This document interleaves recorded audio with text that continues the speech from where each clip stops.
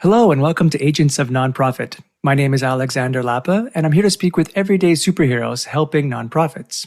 Joining me today is Elizabeth Scott. Elizabeth, welcome to the show. Thanks for having me. So, for people who don't know who you are, could you give a brief intro to who it is that you are and what you do, and what I call sometimes your superhero origin story? That's awesome. Well, again, thank you for having me. My name is Elizabeth Scott. I am currently the president of the Junior League of Indianapolis. That is my volunteer time. In my professional time, I work as a senior plans solutions consultant at One America here in Indianapolis. I'm a JD MBA. I'm a wife and a cat mom, besides being a volunteer. I guess my backstory, which I love, I had relocated to Orange County, California, thanks to work. And I work in a pretty male-dominated field and just really was not feeling pretty satisfied with life. And so was chatting with a friend from law school, and she was in a junior league in a different city and said, oh my goodness, Orange County's junior league is phenomenal. The work they do in their community is just unbelievable. And this is an all-women's volunteer organization. You have to get involved. And so I went to one of their recruitment events, and 8 years later, I'm now the president of the Indianapolis League. Yeah, that is awesome. I didn't know much about the league myself. I forgive my naivete, but I did learn some really cool things about it as I was doing the research for it, and I'm really excited to talk to you today. So thank you again for being here. Of course. So what was the main inspiration for joining the league? Was it what was you found that aligned with your values, or the fact that they help women so much? Like, what was the criteria, not the criteria, but the motivation for joining and then moving up the ranks? Yeah. So the great thing about the Junior League is that I like to say we're a dual purpose organization. So we train and develop women leaders while serving our community. So for me, it was the ability to sort of hone and shape my skills as a leader that I could take back to both my work, to my home, to my family, but also developing those skills while making a difference in the community. Each league typically has a different focus area. Here in Indianapolis, ours is supporting foster youth and kinship care providers, which for me, helping support the most vulnerable population in a community is critical for a lot of reasons. So that dual purpose is what really spoke to me about joining the league. And another ignorant question, I apologize. How many junior leagues are there in the U.S.? Oh my goodness, I was afraid you'd ask. I believe we're actually an international organization. So our governing body is the Association of Junior Leagues International, and I believe it's either 237 or 239 total leagues. We have leagues in Nairobi, London, Canada, and Mexico. So we're all over the world making an impact. That is awesome.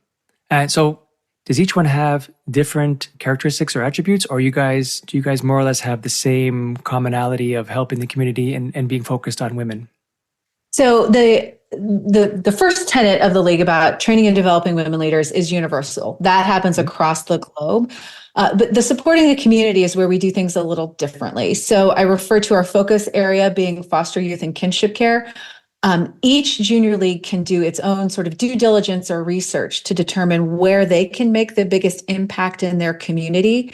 So for us in Indianapolis, with the size of our league and with the issues facing our community, we thought foster youth and kinship care was the best place for us to be serving. When I was in Orange County, our focus areas were human trafficking and foster youth. So it sort of depends, which is great because you can really then focus on what your community needs and what support they need. So each league is a little different in that respect. And the Junior League of Indianapolis has a rich history, right? You've been around for quite a few years now. I hope you could just highlight a few of the main points of where the organization has come from. Yeah. So the entire association was founded in 1901. The Junior League of Indianapolis was actually founded in 1922, so we just celebrated our centennial. It was 10 women who wanted to promote volunteerism here in Indianapolis. We've had a lot of very successful women coming out of the organization, and again, it's that training women leaders. We have the Honorable Susan Brooks as what we call a sustainer, and that's essentially our fun word for an alumna. Congresswoman Brooks was and still is the sustainer in the Junior League of Indianapolis. She's a former congresswoman. And when you talk to Congresswoman Brooks, she will tell you the only reason she ran and was so successful as a congressperson was because of the training and development she received in the league. A ton of members helped support her in her campaign, worked as her chief of staff. So I love that story. Congresswoman Brooks actually won what we call the Mary Harriman Award. That is the founder of the entire Junior League. It is named after her, and it's an award that is given to the most outstanding junior leaguer of the year. And so Congresswoman Brooks was that recipient in 2020. We have other women. So Julie Davis is one of my favorite sustainers to point to, in that she took the training and development that she got in the Junior League to start two other nonprofits. So most people know Rev Indy. It's the biggest fundraiser for IU Health that happens in May.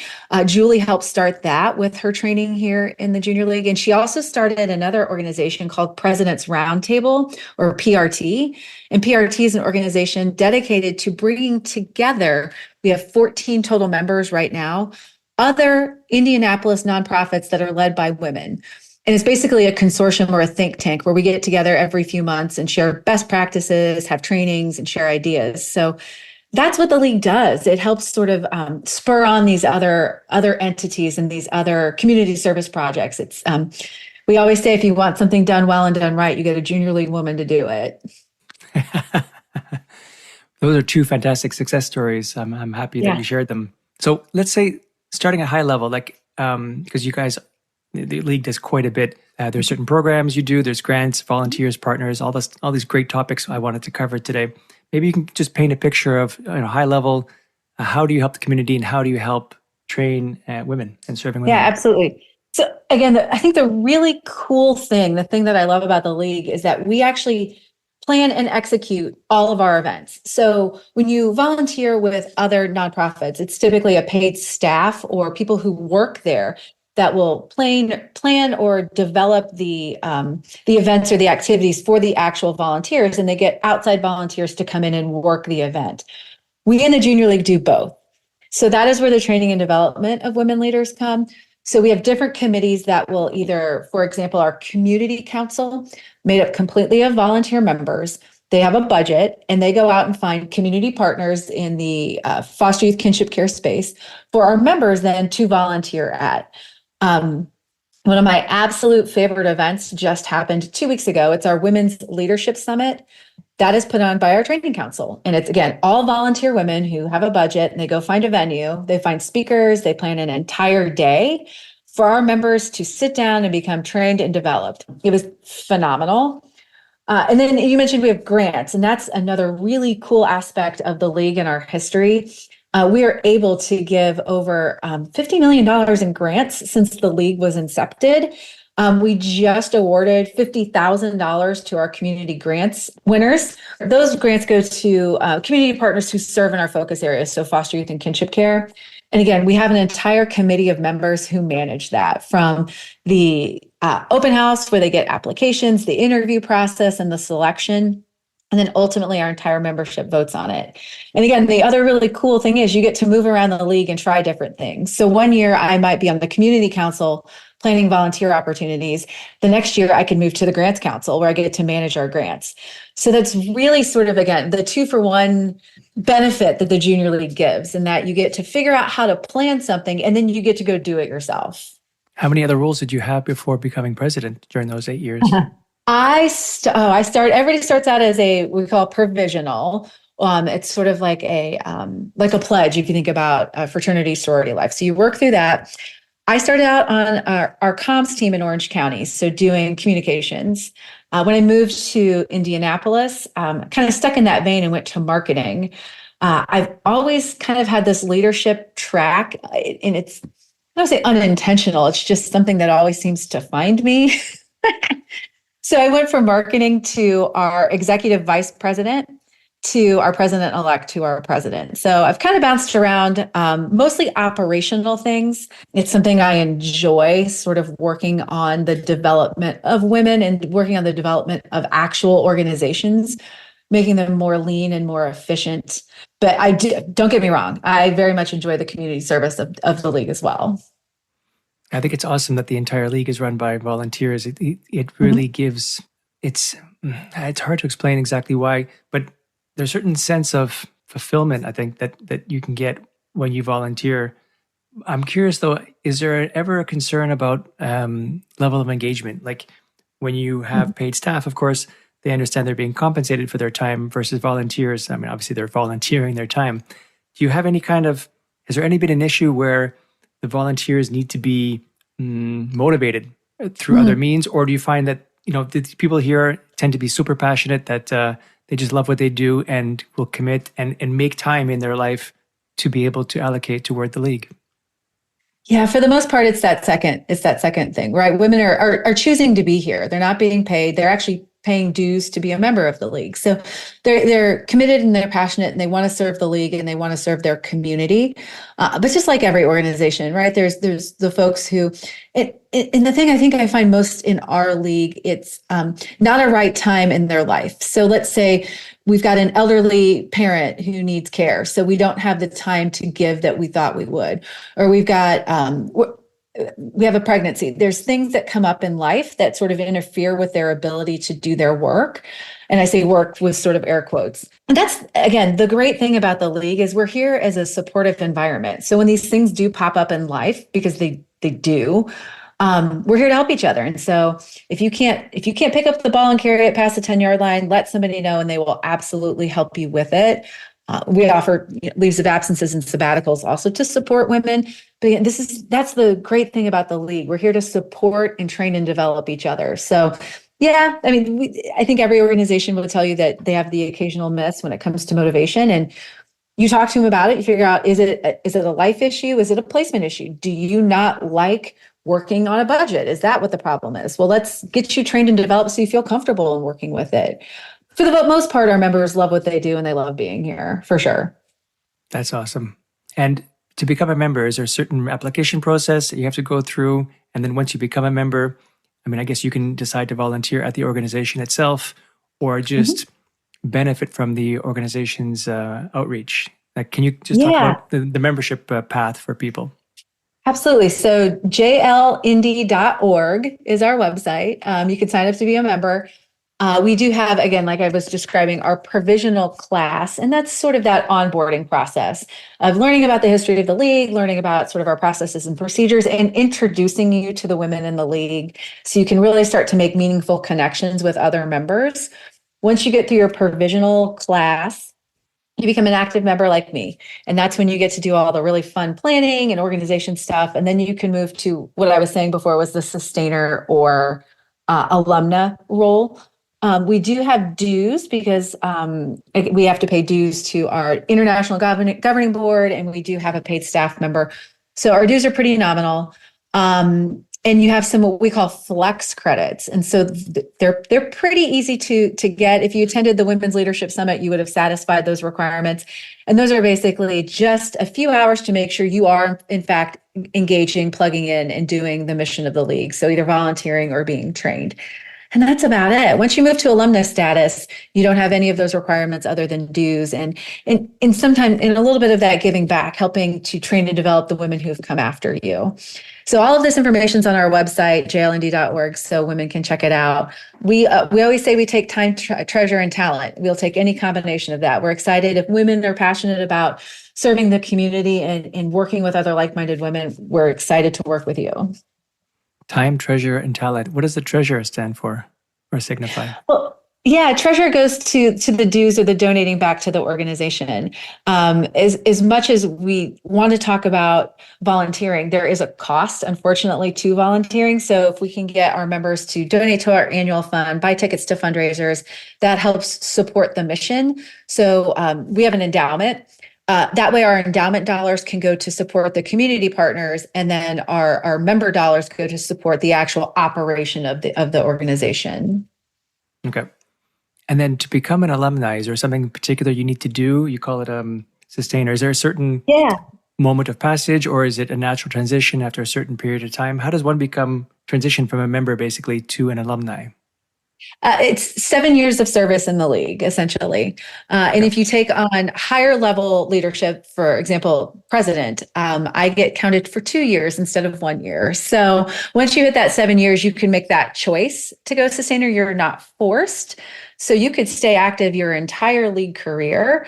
But when it becomes time, you can raise your hand and say, I'd like to move now to the alumni status. And what does that, well, why would you do that? What are the benefits of moving to it or staying within, staying as a member? Yeah. So for me, staying as members where the benefit is because you get to get your hands dirty. You get to still do Hmm. all the planning and all the volunteering and being in all the meetings and doing all of the things. But when you go sustainer, you don't have those requirements. So those 4 flex credits I referred to earlier, those requirements, those are waived. We do have a fundraiser as well called Holiday Mart. It's in its 53rd year.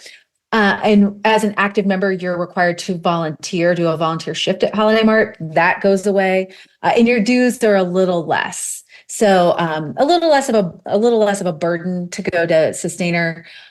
For me, the move to sustainer is actually more, I would say, getting out of the way. We are training and developing women leaders. And if women like me stay in the leadership seats forever, we don't allow these other women to grow and to extend themselves and to learn what it's like to be the president of the league. So for me, the attitude about going sustainer is more of getting out of the way and letting these young women develop than anything. That's a really good idea because I can appreciate the value of having, new blood, so to speak, in the organization to revitalize it, keep it fresh, youthful, Mm-hmm. full of new ideas. That's a really good idea. Mm-hmm. Then moving on to the kinds of programs you offer. There was too many for me to go through your website and find all of them, but maybe you could highlight some of the ones you are very proud of or the ones that are the most impactful. Gosh, yes. We when you have an over a 100-year-old organization, you do a lot. The biggest one for me is always the occupational wing at Riley Children's Hospital. We helped build that back in the 1920s, and we still today donate money to Riley. If you look at our history, as I talked earlier, the vulnerable population, mostly children, has, I think, been a constant in our focus area throughout the 100 years. It just shifts a little, but it's always some sort of focus on children, which I think is so important. We've recently shifted our focus area to foster youth and kinship care. And we've really dug into some community partners with the Villages, Kids Voice, Awesome Indie, and things that people don't think about that impact foster youth and kinship care providers like Gleaners, so food insecurity, in the Indiana Diaper Bank. Because again, these folks are taking in a child, and in some respects, they're starting from scratch and they have nothing to help support this child who's coming out of most likely a pretty traumatic situation. So plugging into these community partners and helping elevate them has been extremely impactful and extremely meaningful for myself and I think all of our members. And to help with that endeavor, how often do you have, I should ask, events like you mentioned the one that you just passed here, the Women's Yeah. Leadership Summit. Do you have any, how often do you have events that either members can attend or other people from the community can benefit from? So we have events for members weekly, a lot of times daily. We also one of my favorite quotes is we take our work seriously, not ourselves. Hmm. We have a social component to the league. They're called special interest groups, and they plan various sort of social events. So we did a brunch at the Restoration Hardware restaurant here in Indianapolis. We have a craft group where they get together and they knit and they sew and they have fun. We have an adventure group, so they'll go kayaking. So between the service component, the training component, we still have fun components. So there's at least one event a week, usually multiple events throughout the week for members. Our external events are usually actually pretty limited again, because we're kind of a little insulated in that the events we create for our members to participate in. We may partner with another organization in the community, but most of our events are actually done for the benefit of our members. So that is, again, a benefit to joining is you get to participate in all these really cool events that you got to plan.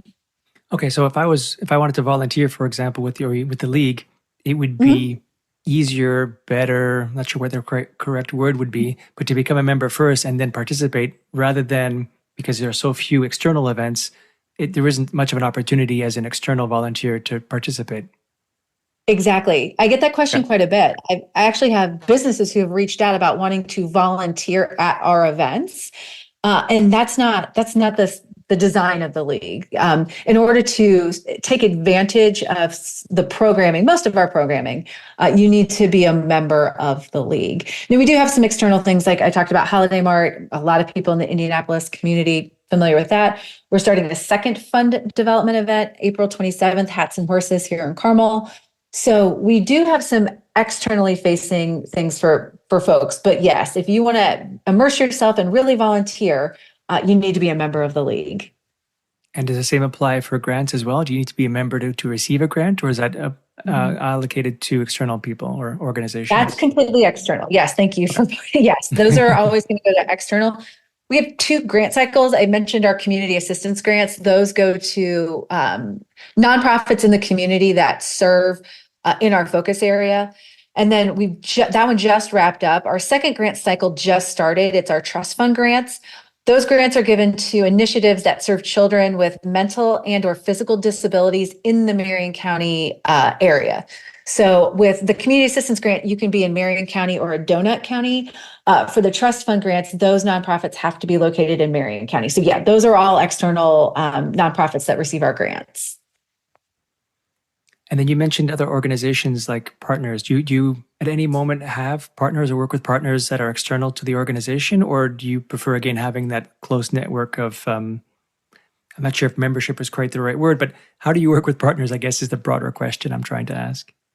Think we approach this the way a lot of for-profit entities approach their work, and that we have three tracks in how we work with community partners.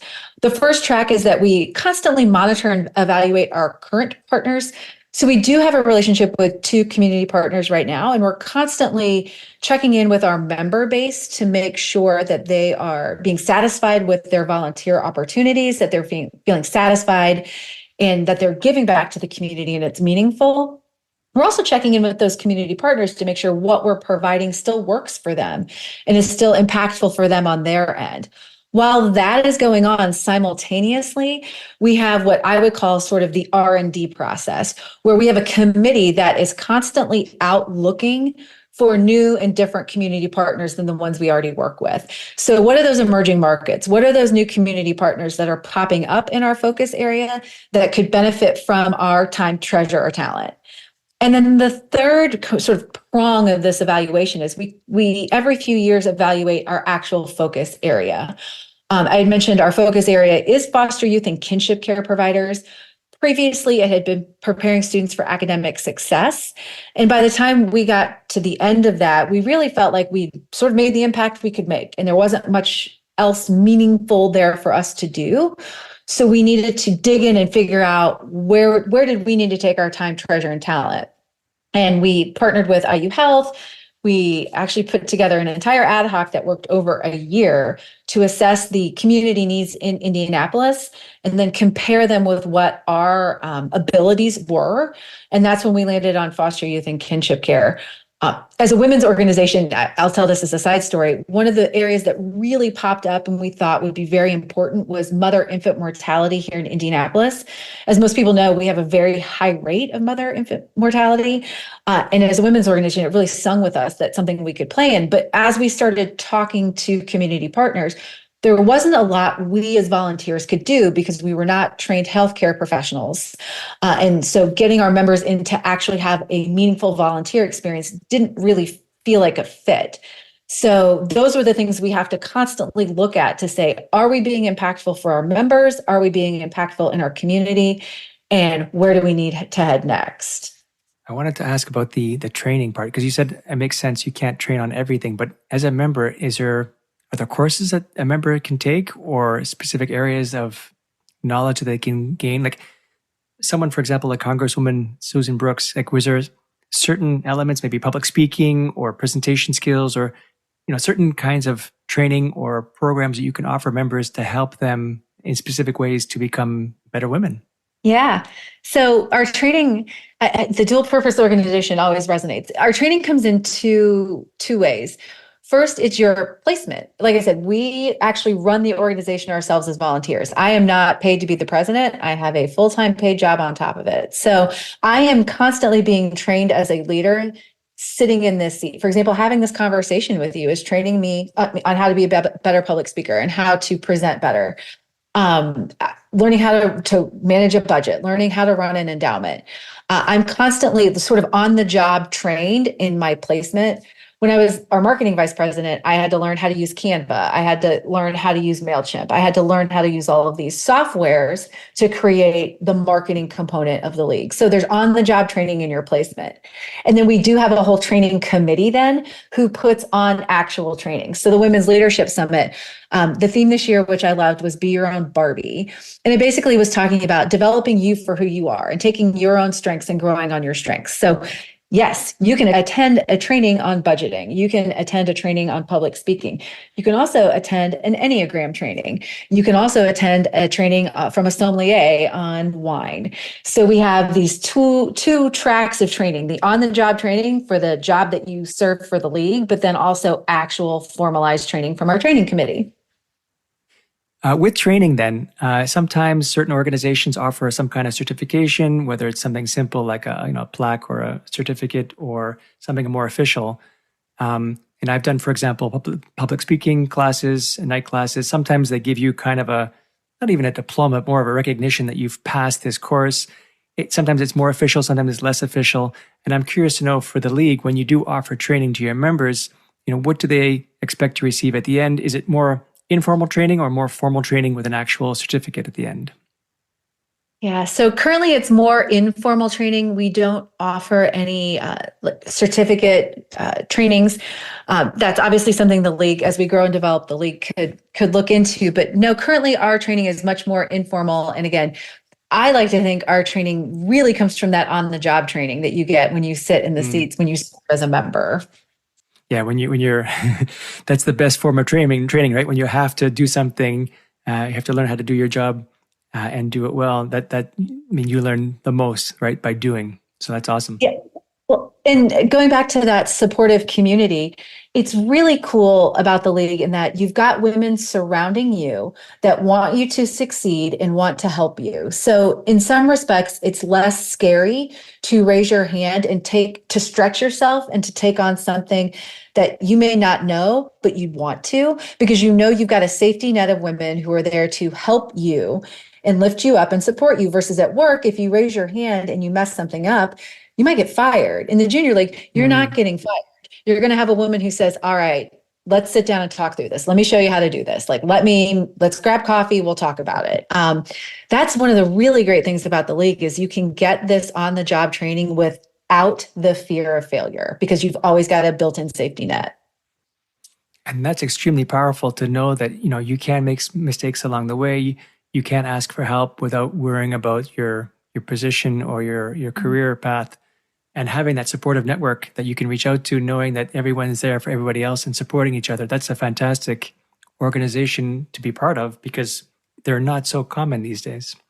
No, absolutely. It's like I say, it's that stretch without the fear.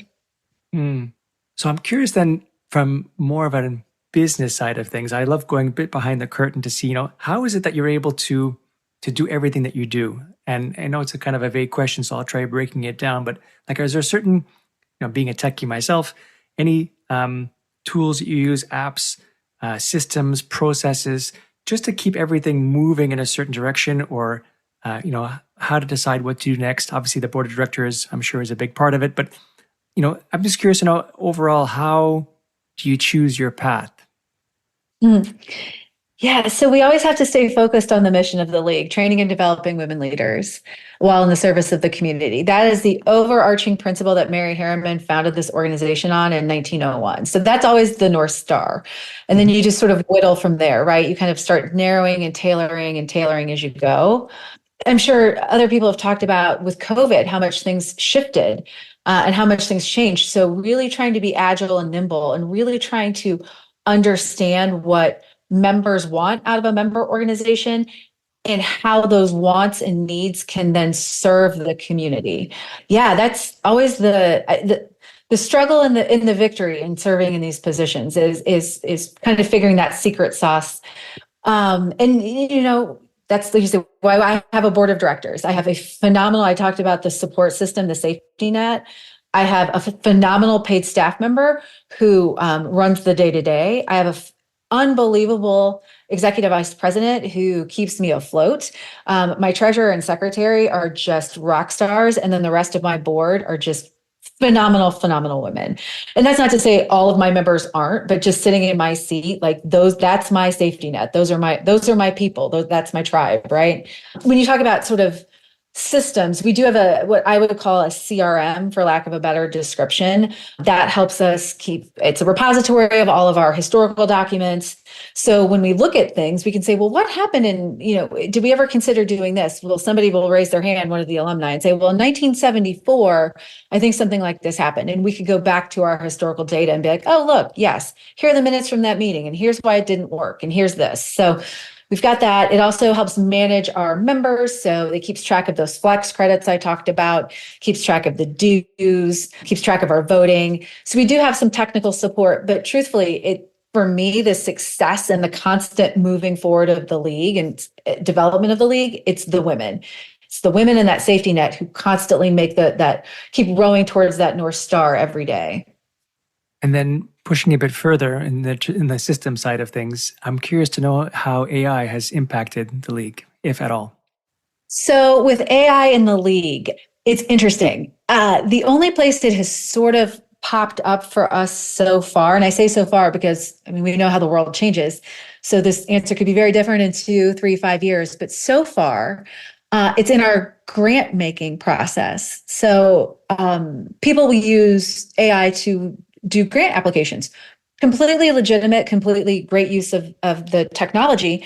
But for us, then the onus has come on our committee to really make sure they know and they understand who these potential grant winners are. So we've always done site visits where we go out and see potential grant winners and see what they do. But I think our committee has gotten even more, I don't want to say critical, that's not the right word, even more shrewd as they evaluate applications and potential winners because of AI. But like I keep talking about, the mission of the league is training and developing women leaders. And that is working with the women. That is being in with the women. But like I said, who knows in 2 or 3 years what the world looks like? Yeah, the world is changing so quickly these days, it's hard to predict. But okay, I'm curious then. Let's imagine there was a smaller, younger nonprofit organization listening to this now. Is there any advice that you could give to them to either inspire them or motivate them or kind of help them believe in their mission? Something that you've a lesson learned along the way from the league that you can share with the audience. Yeah, it's the North Star. It's know that mission, know the purpose, and never stray from it. We all want to change the world. We all want to make the world better, and we all want to do all of the things, but you can't be a jack of all trades, master of none. You have to stay true to your vision. You have to stay true to your North Star, and let somebody else fix the other problems, because you can't fix all of them. So really just staying true to your identity. That for me has been the biggest lesson, because again, I want to fix the world. I want to change everything, but I can't. So let me make the biggest impact in the lane that I can make it in. Awesome advice. And then finally, what is the short-term vision or short-term plan for the league? Anything happening that you can share, of course, because there might be some secret stuff happening, but anything you can share with the audience in terms of what you have planned in the near future for the league? Gosh, it's sort of, I don't want to say business as usual, but yeah, we just updated our strategic plan. So that's super exciting for us to, again, keep on that North Star, keep on that path. Where are we headed? The biggest, probably most exciting thing, we got our grants. I talked about our trust fund grants are going to go out here in the next few months. And then our big new exciting fundraiser. So on Saturday, April 27th, 6 p.m., we're doing what's called Hats and Horses. It's a fun little play on the Derby. We're going to have a band and some snacks and some silent auction. And all of the money that goes to ticket sales and donations go back to directly support the Junior League and training and developing our women leaders. So excited to see a new fundraiser event kick off for us. But yeah, for us, we're still just out there developing those women leaders and really trying to make an impact in the community. Well, thank you for everything that you do. I really appreciate it. And I'm sure the women in your area appreciate it greatly as well. Thanks for having me. If you can tell, I love talking about the league. It's something I'm passionate about. So I just appreciate an opportunity to share it. Yeah, Elizabeth, thank you so much for joining me today. Thank you. All right, that's it for today. I'm Alexander Lapa, and I hope you join me again in the next Agents of Nonprofit.